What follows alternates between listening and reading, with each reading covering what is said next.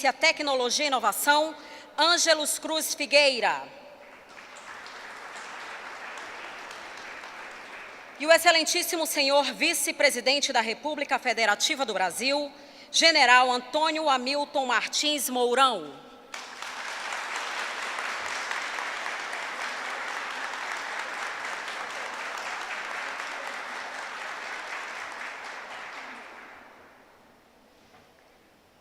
Sejam todos bem-vindas, bem-vindos.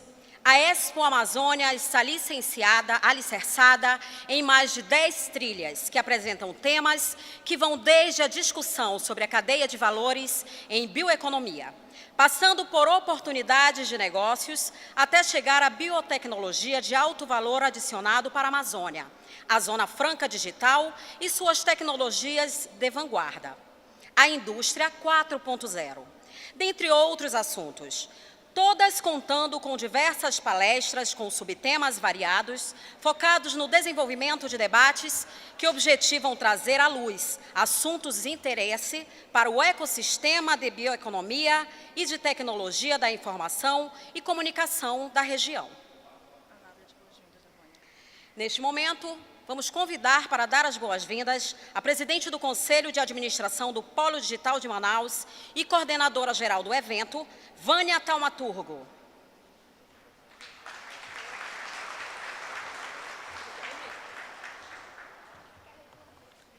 Boa tarde a todos.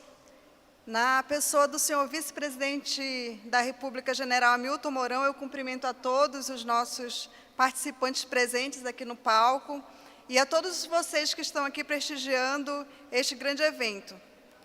Já dizia uma música que um sonho que se sonha só é só um sonho, mas um sonho que se sonha junto é realidade. E parafraseando essa música, eu queria agradecer a todos que sonharam conosco e estão realizando um evento de tamanha magnitude. Em primeiro lugar, queria agradecer a Deus que nos trouxe até aqui, cuidou do nosso caminho, mas também os realizadores, Governo do Estado, na figura da SEDECT, representada aqui pelo secretário Ângelos, ao CBA, na pessoa do gestor Fábio Calderaro, ao IDESAN e seu programa PPBio, na pessoa do gestor Carlos Cury, que está aqui também presente. Eu agradeço muito, junto com o Polo Digital de Manaus, porque vocês, junto conosco, tornaram realidade essa empreitada, que não foi nada fácil. Sabemos disso, mas seria impossível se junto desse time nós não tivéssemos nossos patrocinadores, como a Prefeitura de Manaus, na figura da Centep, representada aqui pelo secretário Radi Júnior, como a BDI, representada aqui pela senhora Luísa Deusdará, e os demais patrocinadores e apoiadores, como Ozônio, Eldorado, Sebrae, CID, Cidia, Albert Einstein, a Vale, SASE, Uma Concertação pela Amazônia, Fundo pela Amazônia da JBS, Fundo de Investimento do FIEAM, Cooperação Alemã por meio da GIS, Lab, Amazon Share, Iara e Hightech Clean.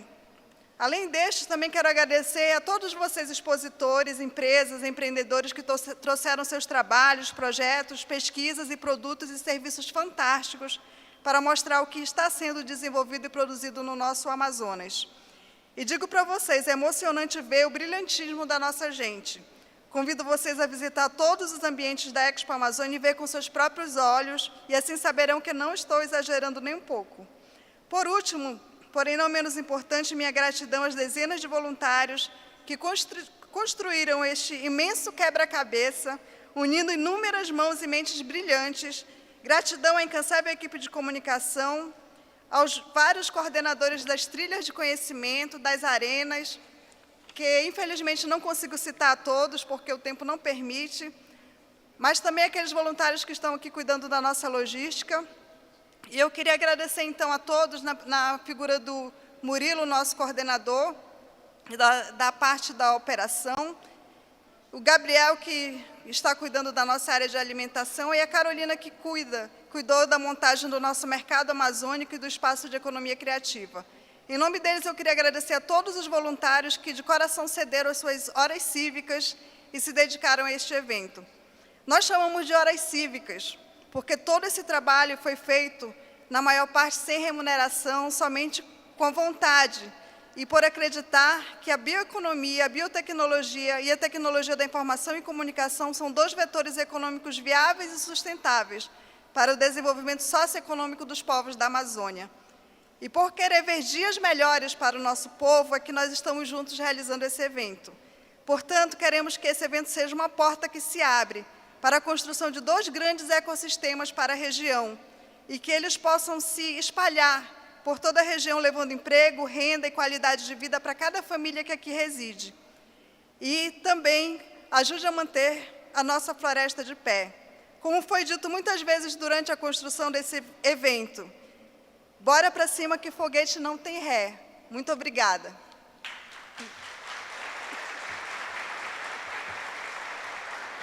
Obrigada, dona Vânia.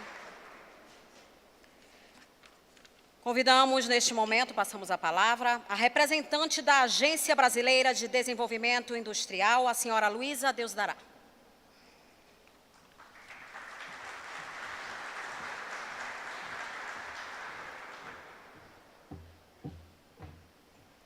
Olá, boa tarde a todos. É um prazer estar aqui com vocês, de volta a Manaus, agora representando a Agência Brasileira de Desenvolvimento Industrial.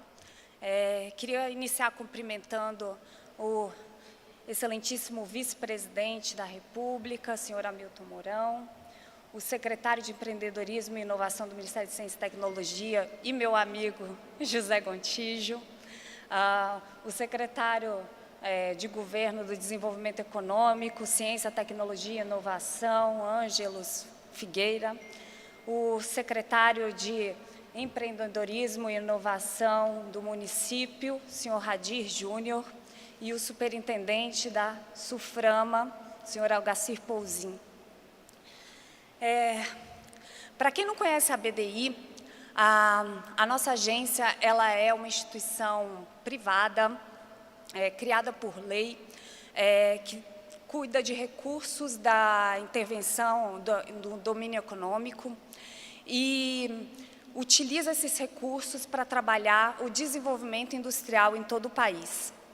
E desde que o nosso presidente, agora, Igor Calvé, assumiu a gestão da agência, a gente tem trabalhado com foco na transformação digital dos setores produtivos e dos municípios brasileiros, para promover a adoção e difusão de tecnologias, para garantir que as nossas indústrias, nossas empresas tenham mais competitividade e mais produtividade. Falando em transformação digital, competitividade e produtividade, eu não podia deixar de fazer esse link, então, com a agenda de sustentabilidade, que vai ser onipresente agora, nos próximos anos, não somente para as nossas empresas, mas também para o setor público, para os consumidores, para os investidores e para a sociedade em geral. A gente sabe que a transformação digital ela se baseia em um pilar importante, e um dos pilares é justamente a economia de recursos, inclusive na cadeia logística e também na parte do trabalho. E por saber disso, a BDI agora está se voltando a pensar projetos ligados à bioeconomia, que visem a promover negócios de impacto, novos processos, novos projetos e acelerar essa transformação do nosso país para a economia verde. E quando a gente fala de economia verde, não tem como não pensar nesse protagonismo que a região da Amazônia tem.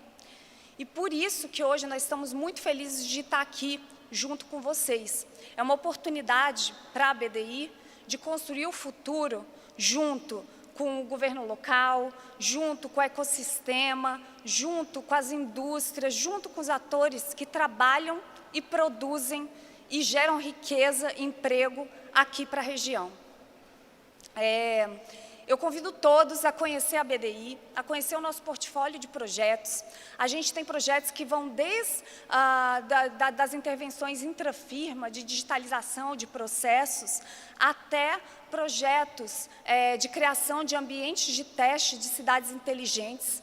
E hoje a gente está com um carro-chefe na agência, que é aceleração da adoção do 5G nos municípios brasileiros. Eu estava até ali conversando com o secretário Radir, a gente já combinou que nós vamos avaliar aqui para ver como é que a gente faz, para fazer com que Manaus seja um desses municípios que vai receber o 5G antes e colocar toda essas aplicações da tecnologia aqui para a construção de casos de uso, trabalhando essa nova vertente aí de desenvolvimento junto com as indústrias que já estão instaladas aqui no Estado. Eu agradeço a todos e foi um prazer estar com vocês novamente.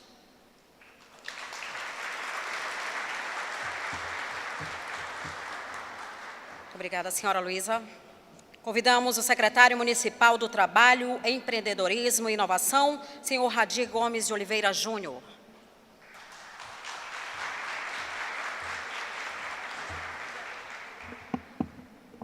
Boa tarde a todos.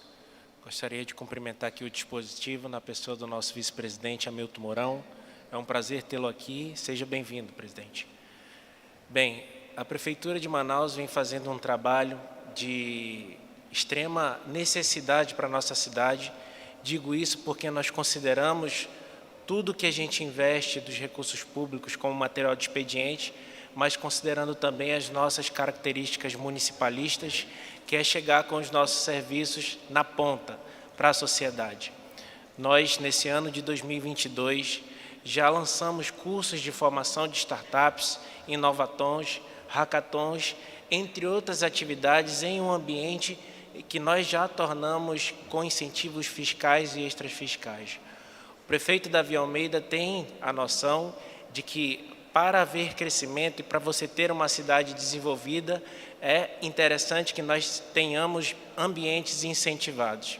Então, a Prefeitura de Manaus concede para a sociedade e permite que ela tenha esse ambiente já no centro de Manaus.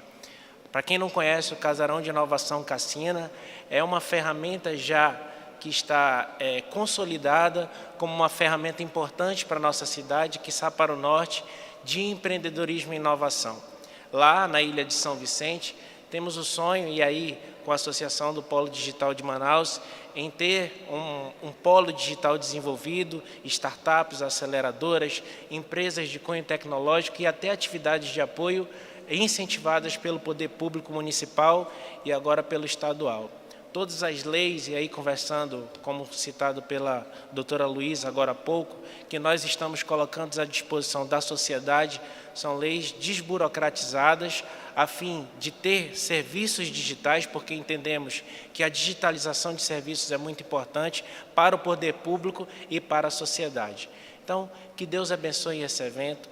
Todo evento como esse será de extrema importância para a nossa cidade e a nossa secretaria ia apoiar de qualquer forma. Obrigado, Deus abençoe.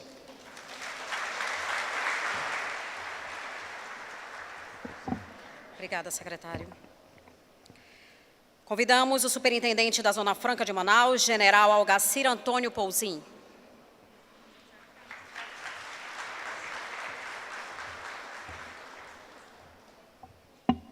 Em nome do excelentíssimo senhor general Mourão, nosso vice-presidente, eu gostaria de cumprimentar todas as senhoras e senhores presentes na tarde de hoje neste local. A fortaleza do modelo Zona Franca de Manaus, atualmente, todos bem sabem, é o nosso polo industrial de Manaus. Um polo com mais de 500 indústrias, um polo que o ano passado atingiu faturamento recorde de 158 bilhões de reais, e este ano, os 4 primeiros meses, já está com um faturamento de 52 bilhões de reais, praticamente 9% acima do faturamento do ano passado. Nós temos conseguido manter uma empregabilidade superior a 100 mil empregos diretos há mais de 16 meses e temos visto um polo industrial pujante e que tem superado todas as adversidades, quer seja de Covid, quer seja de logística internacional, quer seja da própria situação macroeconômica do país. Agora, eu sempre falo que o modelo Zona Franca de Manaus, ele não se restringe a Manaus e não se restringe às indústrias. Nós temos que espraiar mais o nosso desenvolvimento e a riqueza para toda a nossa área de interesse, quer seja os 4 estados da Amazônia Ocidental, mais Santana e Macapá, no Amapá. E nós temos que também reduzir a dependência do polo industrial de Manaus com novos vetores econômicos. E essa ideia nossa tem tudo a ver com a exposição que nós estamos tendo, com esse evento que nós estamos tendo essa semana, no tocante à bioeconomia e no tocante à pesquisa, desenvolvimento e inovação. O que a Suframa tem feito nesses dois segmentos, como forma de nós complementarmos a economia do polo industrial de Manaus. Na vertente de bioeconomia, nós temos o nosso edital do Centro de Biotecnologia da Amazônia, que dentro em breve terá o seu CNPJ e será o grande centro de bionegócios que poderá alavancar a vertente bioeconomia na nossa região amazônica. Nós temos o nosso distrito agropecuário, que nós temos aí, do último processo licitatório, mais de 60 empreendimentos que serão lançados ali, quer sejam projetos do setor primário ou então projetos industriais, também alavancando a bioeconomia na região. Nós fizemos mudança de marcos legais, permitindo benefícios fiscais para empresas que façam beneficiamento de matéria-prima regional de origem vegetal agrícola, são as bioindústrias e agroindústrias em toda a nossa Amazônia. Em parceria com o governo do Estado do Amazonas, com a Prefeitura de Rio Preto da Eva e a Suframa, nós estamos buscando alavancar o biodistrito agropecuário, o biodistrito agroindustrial de Rio Preto da Eva, o Biodarp. E nós também temos no sul do Estado do Amazonas, leste do Acre e noroeste do Estado de Rondônia, a Zona de Desenvolvimento Sustentável Buna Madeira, que é uma iniciativa dos 3 estados, mas que a Suframa, a Sudan, Banco da Amazônia e diversos outros atores, assim como o Ministério do Desenvolvimento Regional, sob o guarda-chuvas do Conselho Nacional da Amazônia Legal, estamos buscando implementar ações naquela região, buscando mudar as vertentes econômicas e criar um cinturão de proteção da floresta, promovendo o chamado desenvolvimento socioeconômico daquela região, sustentável socioeconômico da região. Na vertente pesquisa, desenvolvimento e inovação, também é uma série de ações que estão sendo realizadas. Mudanças de marcos legais, atração de novos institutos para a nossa região e aumento dos institutos que sejam cadastrados junto ao CAPTA, de tal maneira que nós possamos fazer cada vez melhores captações de recursos e possamos efetivamente promover a inovação e fazermos pesquisas com P maiúsculo. Entre as várias ações que já estão sendo realizadas, serão implementadas pela frente também, a aproximação dentro dos polos importantes que nós temos, polo de mineração, polo de petróleo e gás, polo de fertilizantes, polo do 5G, da tecnologia 5G, da indústria 4.0 e o próprio polo da bioeconomia, onde nós pretendemos mostrar à sociedade qual é o status atual, qual é a direção onde esses polos e segmentos estão indo, para que a gente possa promover a formação profissional de nível técnico e universitário equivalentes a cada um desses segmentos, para que a gente possa preparar a cadeia produtiva para esse segmento vai crescer cada vez mais na nossa região, e para que a gente também possa estabelecer as linhas de pesquisa, integrando todos esses atores. Então, um exemplo, a Luísa Deusará já comentou, o secretário Radir também, é com relação ao 5G. A ideia é que a gente possa iluminar com 5G todo o polo industrial de Manaus dentro em breve, de tal maneira que a gente possa evoluir indústrias e institutos de pesquisa integrando e aperfeiçoando o 5G na nossa área. O papel da Suframa não é mais, como foi no passado, ter recursos e investir diretamente em infraestrutura local, mas sim integrar as ações dos vários atores, promovendo o desenvolvimento econômico da nossa região. Conto com a Suframa nessa direção. Parabéns a todos que estão participando do planejamento e da execução desta exposição. Obrigado.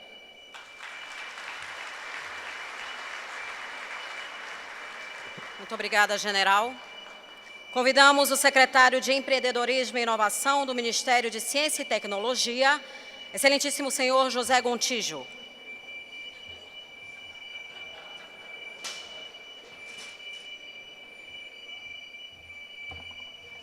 Boa tarde a todos. Excelentíssimo senhor vice-presidente, um prazer aqui em nome do senhor, cumprimento todo mundo. Acho que várias coisas já foram faladas, mas o principal é a maior densidade por metro quadrado de empresas de vários setores e sistema de inovação no país é aqui. Várias iniciativas vêm sendo feitas por vários ministérios e recentemente tivemos o descontingenciamento do Fundo Nacional de Desenvolvimento Científico e Tecnológico e várias chamadas, quer seja Embrapi, quer seja FINEP, quer seja CNPq, vêm sendo implementadas. O grande desafio nessas chamadas, quando a gente identifica e vai analisar as propostas, é a dificuldade dos ecossistemas locais em se organizar. E aqui vocês estão muito bem organizados. Então, o que eu posso dizer para vocês é, vocês, como o ministro Marcos Pontes gostava de dizer, né, a pandemia entrou um pace car na pista, todo mundo freou, está todo mundo esperando o pace car sair. Quem tiver o grip, quem tiver preparado, melhor preparado, é quem vai tomar a dianteira. E esse ecossistema aqui talvez seja um dos mais preparados do país. Então, essa Expo Amazônia aqui, ela é um exemplo disso. Eu conheço já a Vânia há algum tempo, a luta que ela vem fazendo desde as primeiras edições, ela sabe disso. E o quanto que é impressionante todo esse movimento que vocês conseguiram desencadear. Então, nós, lá de Brasília, a gente sabe que isso aqui não é a Zona Franca de Manaus, é a Zona Franca do Brasil. Então, sucesso e que tomara que esse movimento continue crescendo. Boa tarde para todos. Muito obrigada. Convidamos o secretário de Estado de Desenvolvimento Econômico, Ciência, Tecnologia e Inovação, o excelentíssimo senhor Ângelos Cruz Figueira.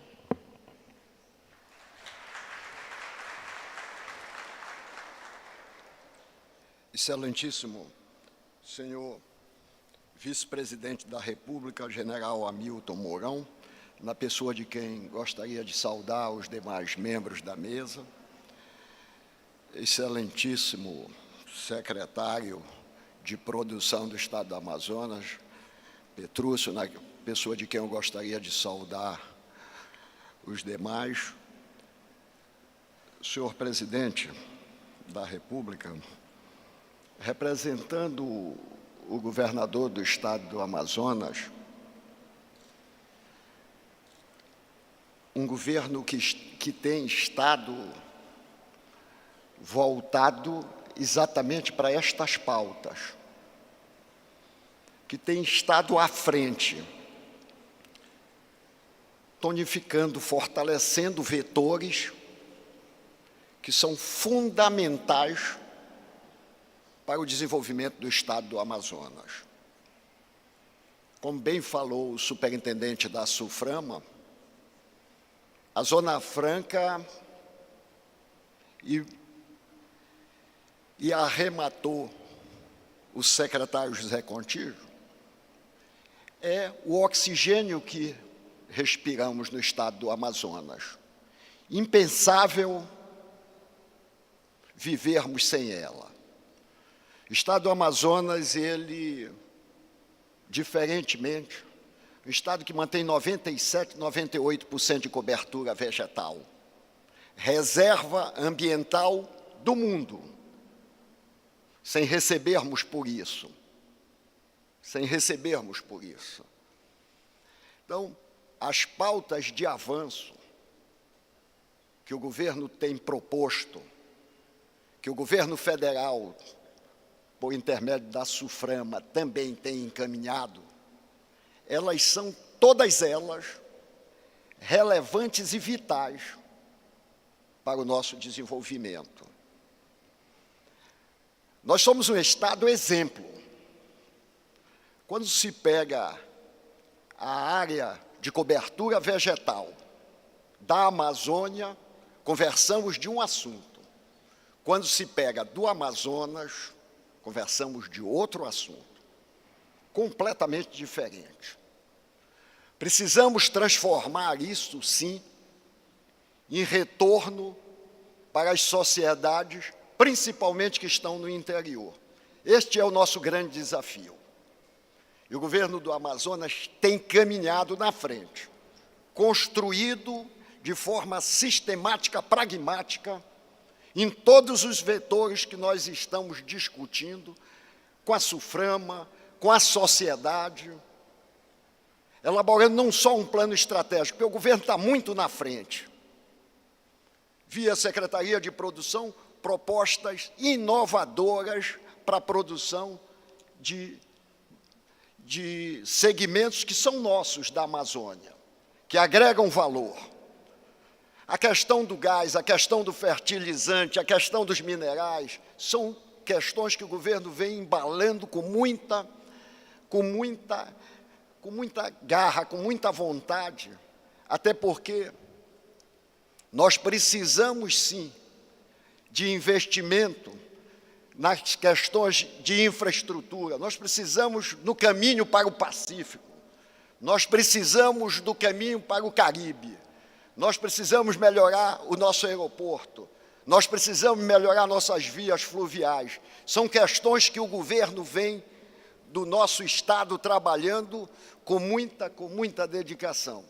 As tecnologias, inovações, a questão da biotecnologia, a questão da bioeconomia, a questão da Zona Franca Verde, todas essas questões fazem parte do foco do governo do Estado do Amazonas.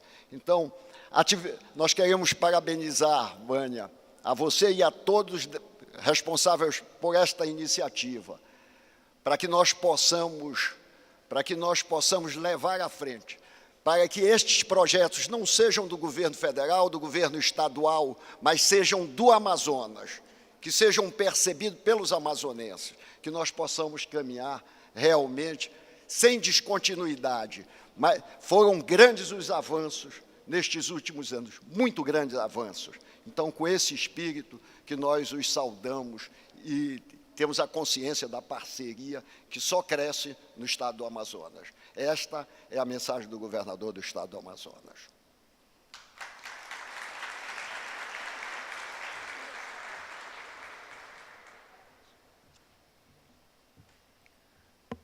Muito obrigada, excelentíssimo. Senhoras e senhores, ouviremos neste momento o pronunciamento do excelentíssimo senhor vice-presidente da República Federativa do Brasil, general Antônio Hamilton Martins Mourão.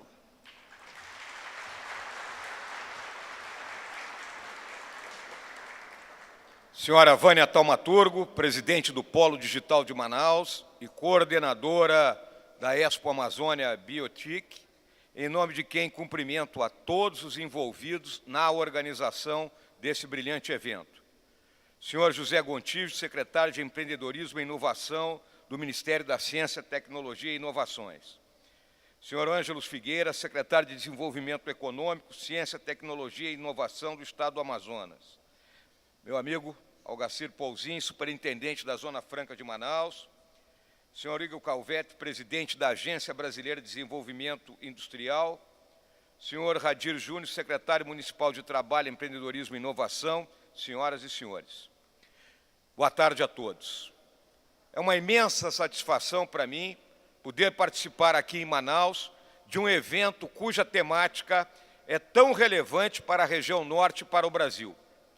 Iniciativas como esta contribuem para divulgar as oportunidades abertas para investimentos na Amazônia e engajam um número crescente de empresas e agências governamentais de países parceiros. O Brasil já protagonizou sucessos no uso da biotecnologia para a geração de biocombustíveis, de insumos agrícolas, alimentos, cosméticos, fármacos e diversos outros insumos e produtos. Chegou a hora de transferir essa experiência de maneira ambiciosa para o território amazônico. Os polos de biotecnologia e de bioeconomia, e de tecnologia da informação e comunicação desempenham um papel estratégico no sentido de atrair investimentos em empreendimentos inovadores e sustentáveis com geração de emprego e renda na região. Vivemos um momento em que o conceito de crescimento verde ganha importância cada vez maior, o que, consequentemente, implica maior visibilidade e atenção para a Amazônia brasileira. Nosso governo tem conferido prioridade a esta agenda, buscando não somente combater os crimes ambientais, mas também articular uma estratégia integrada para preservar, proteger e desenvolver a região.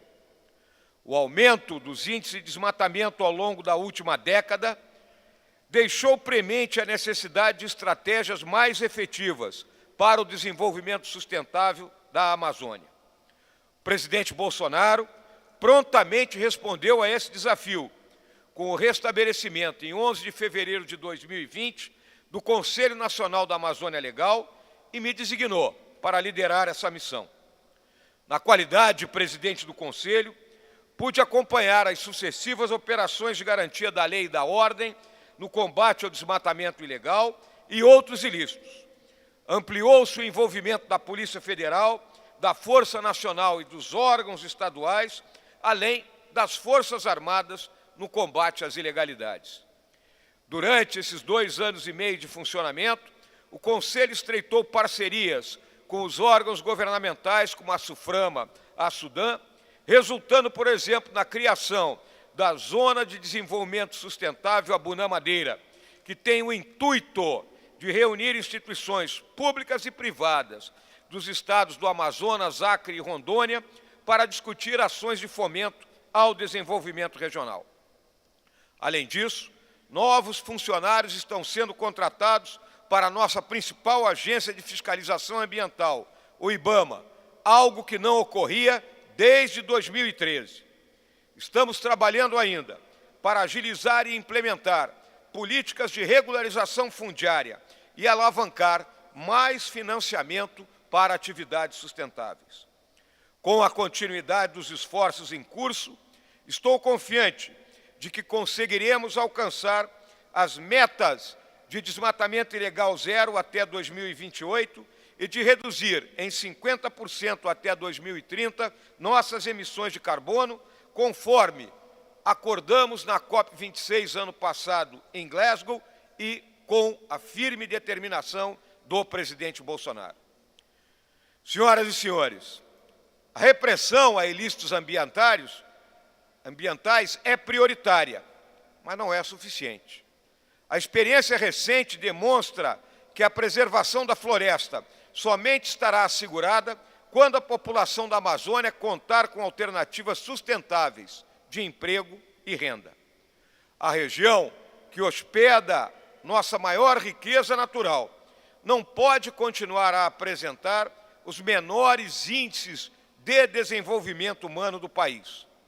Estou absolutamente certo que o caminho para a conservação e progresso da Amazônia passa necessariamente pela melhoria do ambiente de negócios, da infraestrutura logística e pela devida remuneração dos serviços ambientais aqui prestados, assim como pela agregação de valor aos produtos da bioeconomia.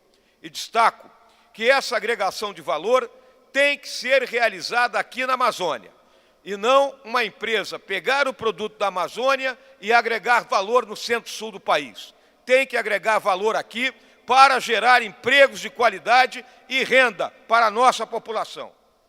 O nosso Conselho traçou as linhas de ação prioritárias para a bioeconomia. O primeiro passo é o mapeamento das cadeias de valor, identificando as atividades que possam ser rapidamente expandidas, como já temos aí o açaí, cupuaçu, castanhas, piscicultura, biofármacos, ecoturismo, entre outros. Também temos que mobilizar investimentos para as nossas hidrovias, para os portos das nossas localidades do interior, que são tão mal servidas, e, como já foi mencionado, para os aeroportos, que são essenciais para a expansão das cadeias locais de produção. E também alinhar as instituições financeiras, públicas e privadas, nacionais e internacionais, em torno do financiamento das atividades produtivas e dessa infraestrutura, além de, obviamente, da pesquisa e do desenvolvimento. Hoje, posso afirmar que não somos mais reféns do falso dilema entre preservar e desenvolver. A vocação de um país mega biodiverso como o Brasil é investir em um modelo econômico baseado no uso sustentável de recursos naturais. Nós temos energia limpa. 85% de nossa energia provém de fontes renováveis, enquanto grande parte daqueles que nos criticam fora de nossas fronteiras fazem a sua energia por meio de carvão, a energia mais suja que existe no mundo. A Amazônia mostra-se repleta de oportunidades para investimentos em projetos e tecnologias que conciliem desenvolvimento e preservação. Os novos fluxos de recursos para financiamento de projetos na Amazônia, provenientes de instituições e parceiros internacionais, não deixam dúvidas sobre o potencial de expansão das iniciativas na nossa região. O futuro do emprego verde está aqui, no Brasil. Contamos com políticas efetivas para a promoção da agricultura sustentável e para melhorar ainda a nossa matriz energética renovável, bem como o tratamento dos resíduos sólidos. O investimento para o uso sustentável de recursos naturais vem ganhando volume nos mais diversos setores da economia amazônica e da economia do Brasil. A promoção da biotecnologia, da bioeconomia, deverá ser liderada por empreendedores locais e instituições e parceiros nacionais. Nesse sentido, não tenho a mínima dúvida que esse evento irá ajudar a identificar novas oportunidades em cooperação, investimentos e comércio no campo da sustentabilidade e da bioeconomia da Amazônia. Faço votos de sucesso a todos que participam da Expo Amazônia e que trabalham para a promoção do crescimento do país e para o desenvolvimento sustentável da nossa Amazônia. Meu muito obrigado pela vossa atenção e um bom trabalho a todos.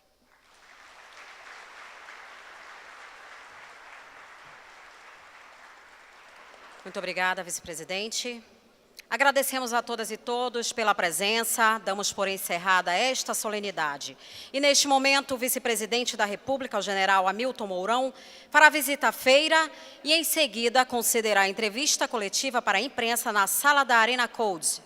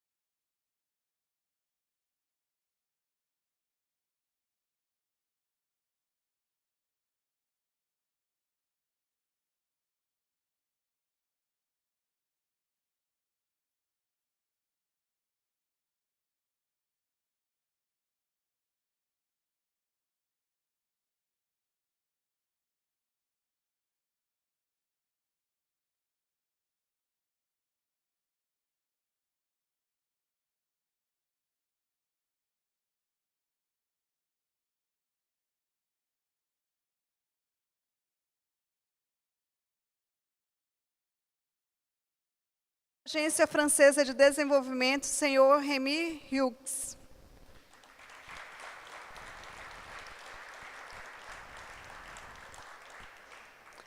O CEO do Banco da Colômbia, senhor Javier Dias.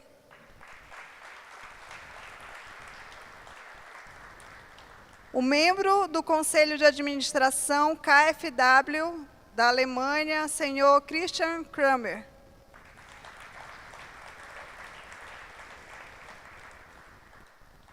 O CFO do CAF, Banco de Desenvolvimento da América Latina, senhor Gabriel Felpeto.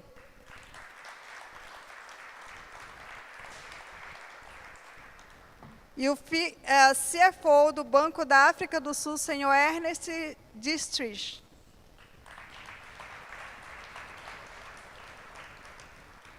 Agradeço a presença de todos e cedo a palavra... Só esperar um minutinho. Cedo a palavra ao senhor Gustavo Montesano para que possa dirigir o painel. Só um minutinho que eu vou levar o microfone até o senhor.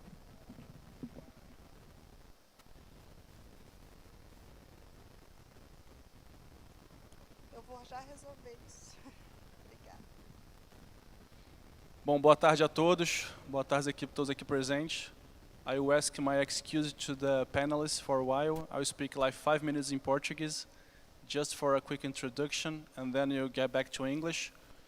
Eu vou falar aqui rapidinho, 5 minutos em português, para fazer uma introdução para os brasileiros aqui presentes, e depois a gente fará o painel em inglês.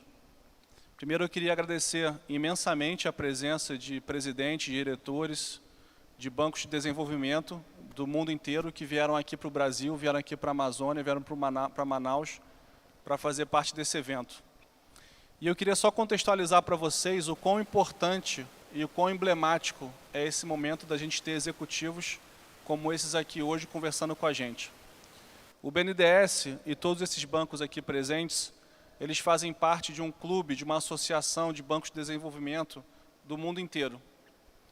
E essa associação, naturalmente, se encontra recorrentemente.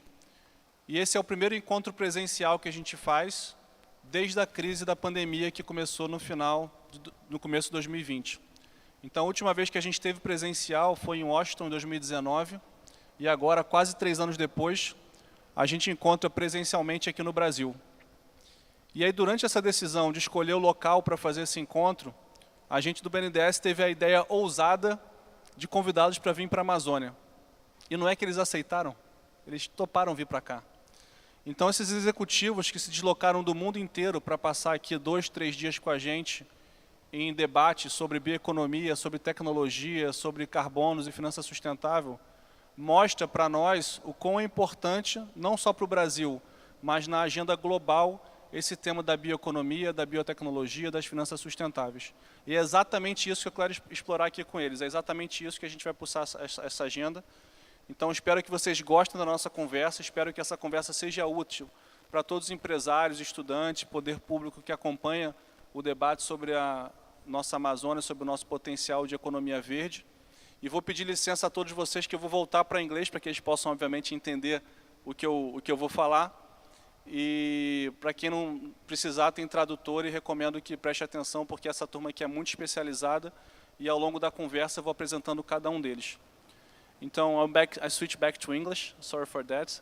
And let me just quick introduce the panelists that we have here. Just on my right, you have Remy Hughes. Remy, he's the president, he's the CEO of AFD, which is the French Development Bank. So it's like a kind of BNDES, not the same thing, but a type of BNDES in France. And he's also the CEO of our association.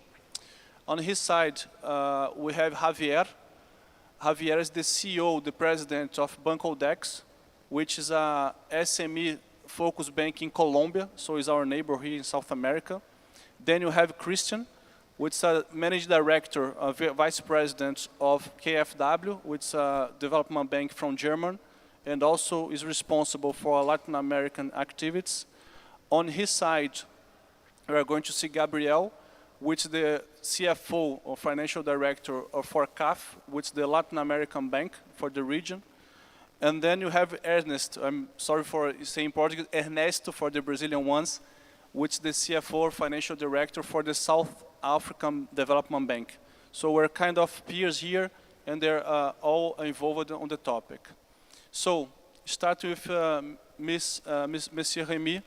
If you could say a brief words about the work that IDFC has been playing on bioeconomy, on sustainable finance, and also an AFD perspective on the topic. Thanks a lot. Good afternoon, everybody. It's a great honor to be on this panel with colleagues. I particularly thank Gustavo and BNDES for organizing it, hosting this meeting splendidly, and I thank Expo Amazonia. We had a feeling of the vibrancy in the room.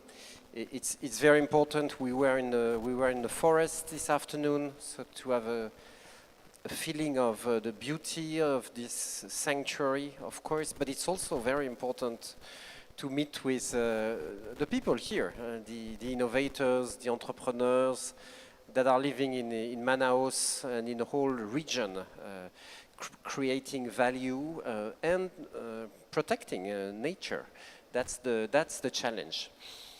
We are a group of 27 public development banks, very large players in our own country. Yes, a bit like BNDES for each of us, but also with a lot of cooperation, international cooperation together. So it gives this group, we have colleagues from China, from South Africa, from Japan, from, well, many countries, from Mexico, from all over the world. It gives this club IDFC some sort of understanding of the challenges at a global level, and the capability to be here and to discuss with you, to reach the last mile and try to connect what we understand from the global situation and your work, your companies, your investments. And of course, at the global level, the news are not that good. You know that. You know what is happening on the climate side. We have to urgently reduce carbon emissions, turning to renewable, and you know also what is happening in terms of biodiversity, the massive loss of biodiversity, which is a threat to all of us. And of course, the political, the debate between central banks, regulators, all you heard about new standards is a sign that consciousness about nature and climate is growing rapidly. And the task of this group is to connect with you, share the science, anticipate what will happen for the banks, for the governments, the new policies that will happen in the coming years, decades, and help prepare. Because it's not only about risks, it's not only about new regulations. In the end, it's about green investments. It's about transforming your business models and creating value out of biodiversity, out of nature. And of course, as public development banks, we are your partners. I'm pretty sure colleagues will explain in their own country the way they accompany entrepreneurs to transform, to adopt new technologies, what we call nature-based solutions, and really ready to share with you a lot of experience all over the world from all those that are fighting, of course, for growth, that are fighting for job creation, and that are fighting at the same time for climate and environment. Sometimes it means going back to very old practices that is are still. I was in Mexico a few days ago in Xochimilco. It's a big park at the heart of Mexico, and you know Mexico made a lot of progress in terms, for instance, of the quality of air in Mexico. It was dramatic about 10 years ago, and now it's getting better and better. And in Mexico, they have rejuvenated a very old practice coming back from before the Aztecs. It's about these floating gardens, permaculture, on the lake at the heart of Mexico. And now there's a whole business developing, of course, with bio products. But there's a lot of people in Mexico that are ready to buy for these products that are produced by local communities in this park at the heart of Mexico. It's only one example that we at AFD are financing, accompanying. So I was there to look at this, and of course we could multiply the examples of these new businesses, these new opportunities that are happening, and of course I'm very modest because I don't know about Manaus and I don't know about the Amazon, but really listening to you, listening to colleagues on how an institution like AFD and a group like the IDFC as a whole could pay more attention probably to these innovations, to these projects, and mobilize the proper financing instruments. It's not only about finance sometimes, it's about technical capacities, it's about accompanying projects, it's about training, it's about all the, I would say, the non-financial dimensions of a project. But our institution are ready for that. That's what our governments are asking us. That's the reason why we are public. We have a different investment thesis than a private actor, but it has to be mobilized to build public and private partnership, more and more seeing nature as a key asset that we have to protect and value. So maybe I stop here, Gustavo, and come back later. Remy, just complimenting you, that's so relevant in the agenda that you are all here. So it's not fast to come here to Manaus. You all decided to come here to learn. And just share with people here the two topics that we're debating on our workshop this week with the banks are nature-based solutions. So how can we banks promote more nature-based solutions for anything you can imagine?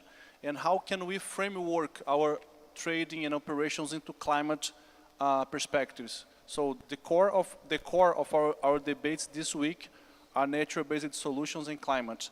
And maybe I forgot to say, we just published this morning, after our discussion, a toolbox based on our experience. So it's mostly for financial institutions, but I think probably is of interest for many in the room. You can find it on the IDFC website. And beyond the discussion we have today, it will give you a lot of insights and examples of what is possible. And so, Javier, going to you, that you are a focused SME lender and our neighbor country here in Colombia, can you share with us, some learning or products and ideas and conclusion that you have on financing bioeconomy out of Colombia? Thank you, Gustavo, and warm hello to everyone who is here in the room. Warm hello to the fellow panelists. Just a few brief words before I answer Gustavo's question on Bancoldex. Bancoldex is one of 4 public development banks in Colombia.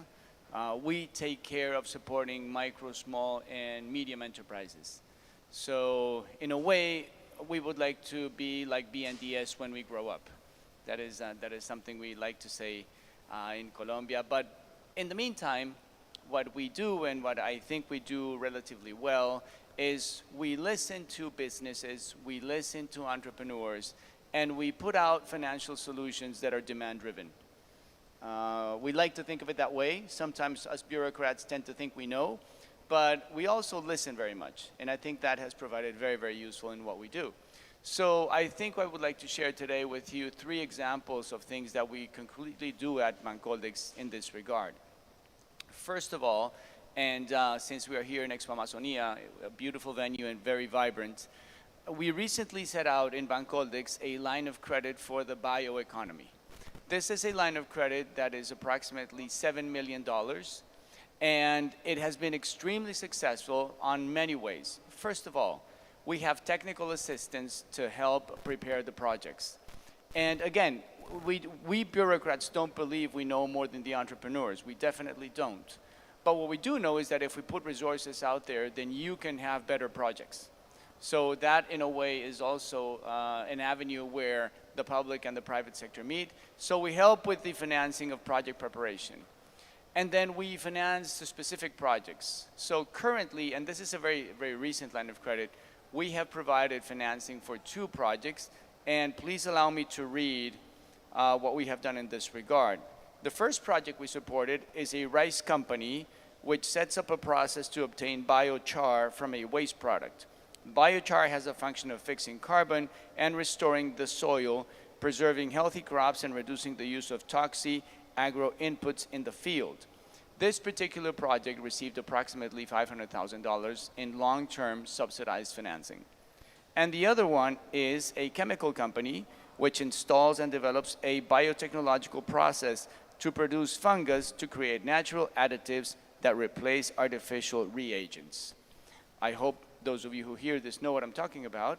But basically what we do is we listen to the businesses, we put out the lines of credit, and this is the types of projects that we are supporting currently. So I wanted to bring out those 2 examples, Gustavo, because this is a public development bank on the ground. We talk about policy, we do a lot of things that are interesting at a paper, if you will, level, but in the field, these are the types of examples that we come out with. The other line of credit I would like to highlight is one that is more generally for ESG purposes, but also includes support to the bioeconomy. In Spanish, we call it Sostenible Adelante, and it belongs to a family of sustainable lines of credit that started out during the pandemic, but we are carrying through beyond the pandemic. So we realize there's a permanent need for entrepreneurs to be financed on an ESG level, and this one is roughly $10 million.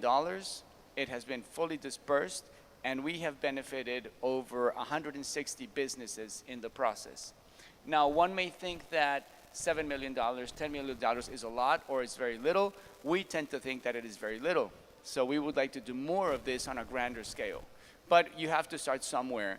So lines of credit to the tune of $10 million for us are a starting point, but definitely not an ending point. We have to do more of this.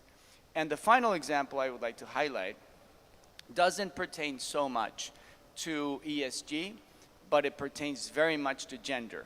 And people tend to think sometimes when you talk about ESG, you're basically talking green, but there's many more components. There's a social component especially. So for us, trying to bridge the gender gap is extremely important. Over the past 2 years, we have put out lines of credit only focused on women who are micro-entrepreneurs and women who own small businesses. And those lines are to the tune, both of them combined, of $40 million. So if you add up between 10 and 40, well, we think we achieved quite a bit. And these micro-entrepreneurs lines of credit for women, they have been extremely successful. We have benefited over 300 small businesses and more than 1,000 micro-entrepreneurs who are women who own their particular business. And the rates, again, are subsidized. So these lines of credit have between 100 to 300 basis points discount over what would be a commercial pricing. And that is one of the reasons why they are so attractive. But it's not just the rate. Again, it's the technical assistance. It's the fact that we design based on what we hear, and we continually learn about what went right and what went wrong. So some of these lines come out again, some of them don't. But I guess to wrap it up and maybe come back later to other topics, one of the key takeaways we have is that public development banks are at the frontier of what the private sector doesn't do that well, and what we think we need to come in and support in a very decisive fashion. And that goes for bioeconomy, that goes for sustainability, and that goes for bridging the gender gap. So I hope I have shared a little bit of what we do on the ground, which, as you can see, makes us very excited. And again, we definitely want to do more. So thank you very much. Thanks for that, Javier. And it's very interesting to listen from you in NASA.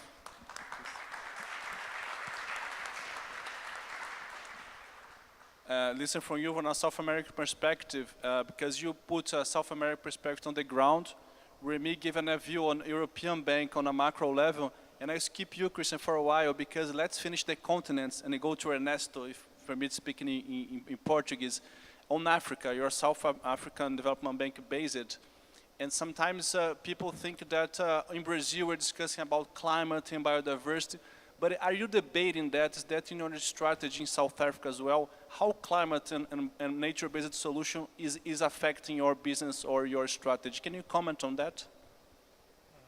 Yes.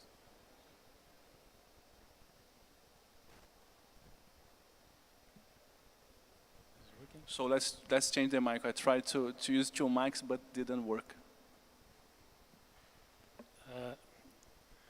Thanks, Gustavo. By the way, my own CEO calls me Ernesto all the time, so I'm quite used I'm not the only one then.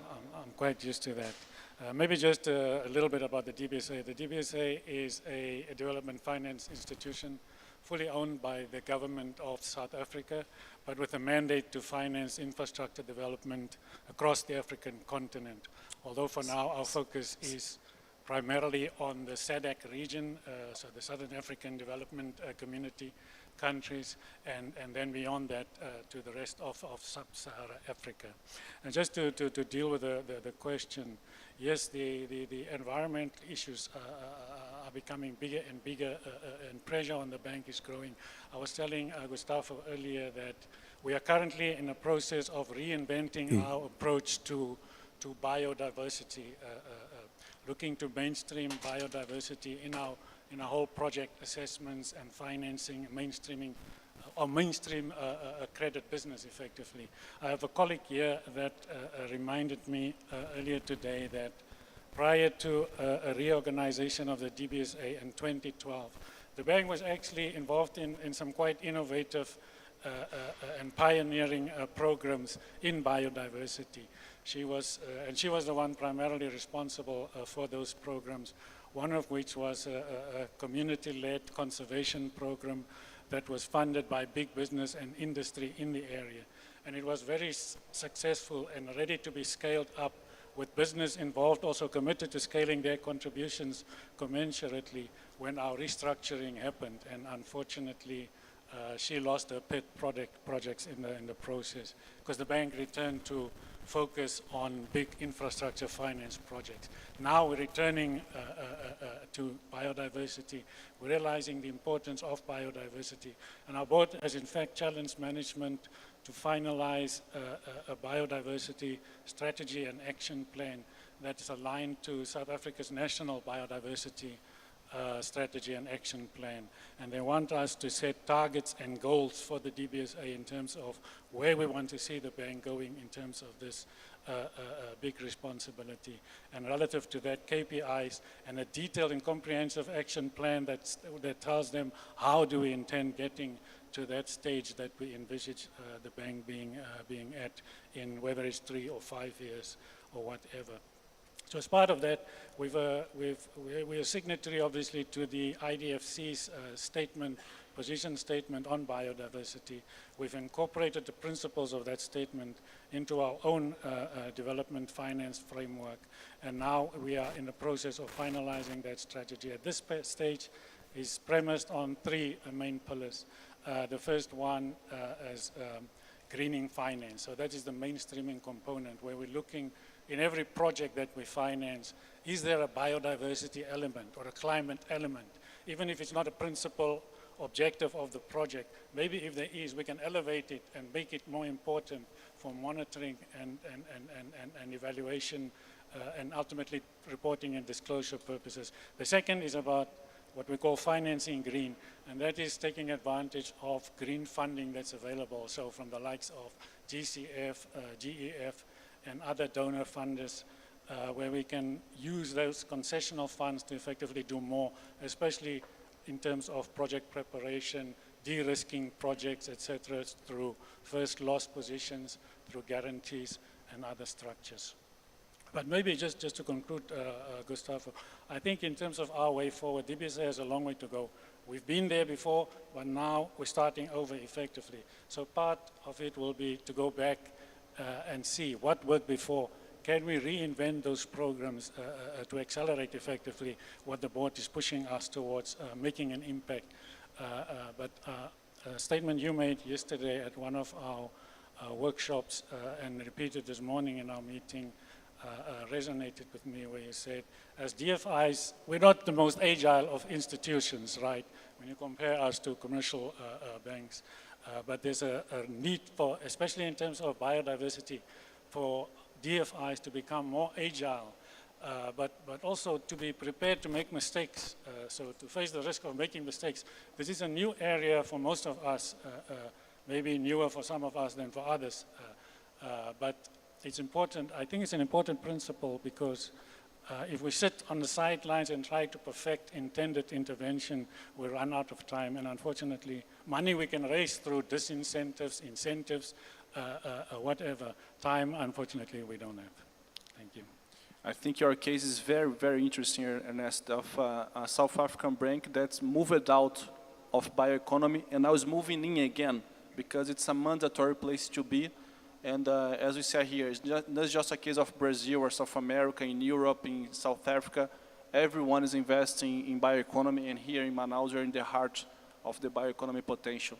And so I'd like to hear KfW experience, and going back to Christian, who is Vice President of KfW, and has a long-standing experience on biodiversity, not only in South America, but across the globe.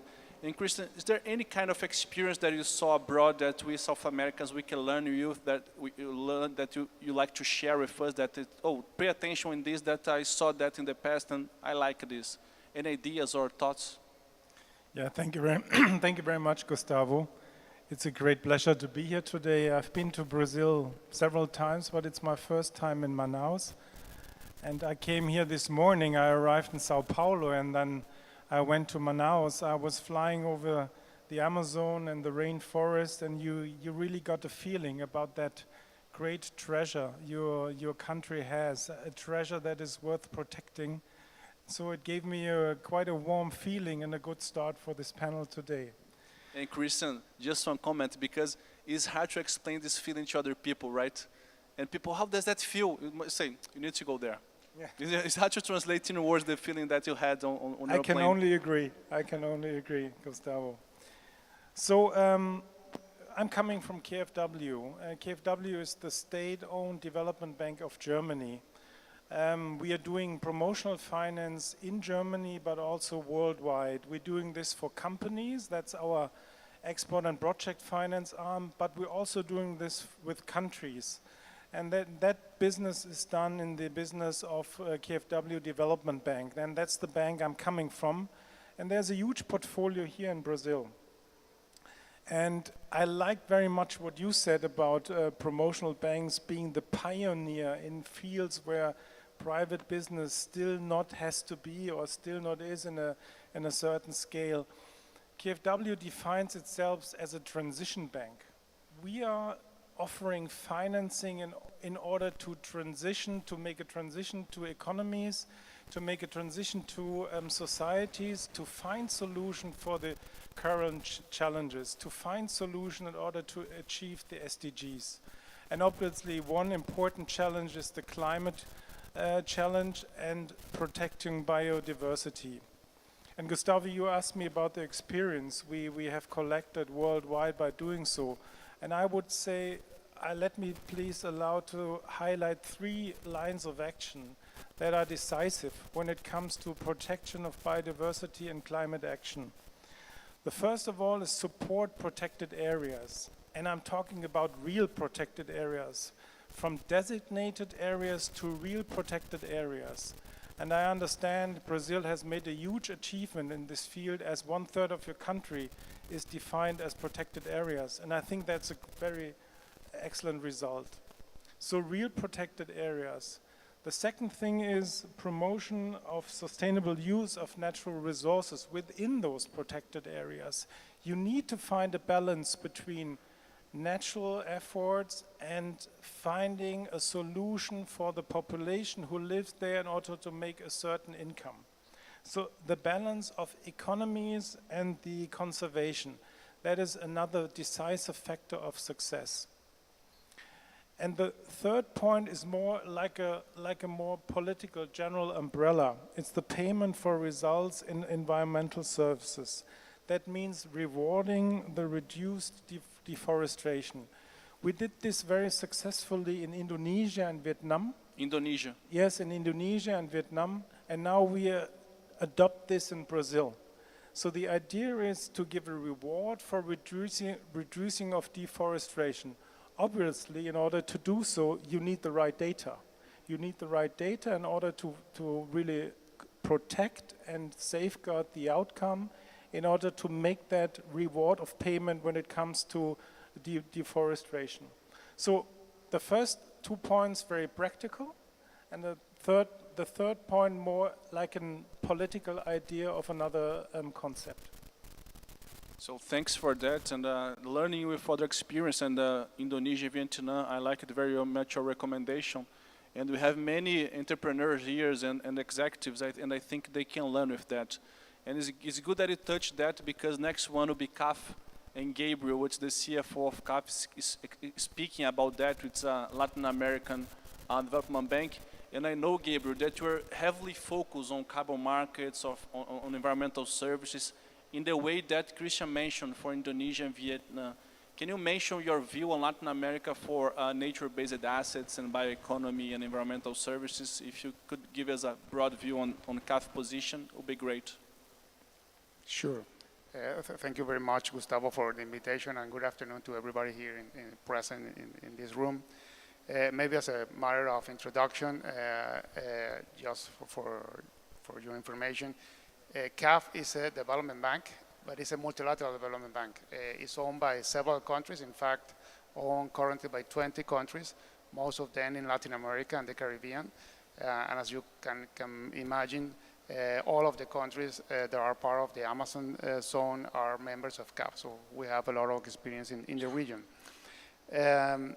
As part of our carbon strategy, CAF has announced, actually it was announced in the COP26 in Glasgow at the end of last year, that we are planning to increase our green activity in the next 5 years, coming for about 20% of our operations last year, which is about $2.5 billion, up to 40% at the end of this 5 years period, meaning that during these 5 years, we are planning to deploy to the region around $25 billion in projects with a green angle.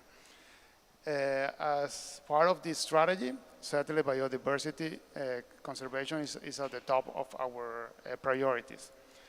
Certainly, particularly the Amazon biodiversity, we understand the critical role it plays as part of global systems. I don't have to provide you with numbers, but because you know better than me, but the region hosts around 40% of the world's remaining forest, 25% of its terrestrial biodiversity, and more fish species than any other river system. So for us, it's very critical to support the conservation of the region, and in order for doing that, I would like to highlight just a couple of initiatives we are supporting. The most recent one actually was signed in April of this year. It's an agreement with the Amazon Cooperation Treaty Organization. It's called ACTO, which is composed by the countries of Bolivia, Brazil, Colombia, Ecuador, Guyana, Peru, Suriname, and Venezuela, so all of the countries that form the Amazon region. And the idea is to provide grants to strengthen the Amazon Regional Observatory through the development of a climate change module. Also, this cooperation aims to serve as a basis for the design of the Resilient Amazon Initiative, with emphasis on climate change, forest, and biodiversity. Another example that I would like to highlight is an internal initiative. It's called in Spanish Amazonas Sin Fuegos, or a free Amazon program, which already has been established in Bolivia and Ecuador, and the idea is to promote this program in the rest of the countries, with several lines of intervention, for example, the construction of national and local planning tools for the institutional management of forest fires, the continuous training in fire management at the institutional and community level, the promotion of alternatives to the use of fire in rural areas, environmental education and awareness in forest fire prevention, and the construction of public policy and governance frameworks regarding the integrated management of fire. Also in other areas besides the Amazon, for example, this week it's happening the Ocean Summit in Lisbon, and we signed an agreement with the so-called marine corridor of the Eastern Tropical Pacific, which is an area, a big area in the Pacific for the countries of Colombia, Costa Rica, Ecuador, and Panama. And we provide some grants in order to help with the protection of that area. We also announced the commitment for deploying around $1.25 billion in the next several years in order to support the blue economy as well. And to finalize, since as the initiatives I just mentioned are most in the public sector and most grants, but we also work with the private sector. And in that sense, we are growing our business in that area, in particular we just announced a month ago in the ALIDE convention in Curacao, the launch of the carbon market credit facility, which is just starting, but the idea is to work with some local development banks, such as some that are here in the panel, but also with all development banks in the region to support the creation and maintenance of these carbon credit markets as well. It's very interesting, Gabriel, that you mentioned the Blue Ocean Conference, that it just reinforced how relevant is natural-based assets or capital at this point in time. So as of today, we're now here in Manaus at the Expo Amazônia discussing what we call the green economy, and all those executives, they came here to discuss green economy. And at the same time in Lisbon, there is being a conference on blue economy, which is a marine economy from the natural resource of the sea. And as a banker, I like to say that the simple way of explaining how relevant is biodiversity and nature-based assets as an offer and demand equation. As we all learned, if there is a more offer, the price of the things get down. If there is a less offer, the price of things goes up. So my question to you, open question to all of you is an open question. We're living in a world that biodiversity is reducing every year, every day. Biodiversity is being lost every day, right? So since the biodiversity is reducing, its price goes up. But most of the entrepreneurs and executives that are here, they say, okay, fine, biodiversity price is going up, but how can I monetize that? What should I do? What type of ideas or recommendation we can give to those people that are sitting on the best biodiversity asset in the world, seeing in theory the price going up day by day, but how can they profit and enjoy on monetizing those green assets? It's an open question. Anyone can take the mic and just take the lead.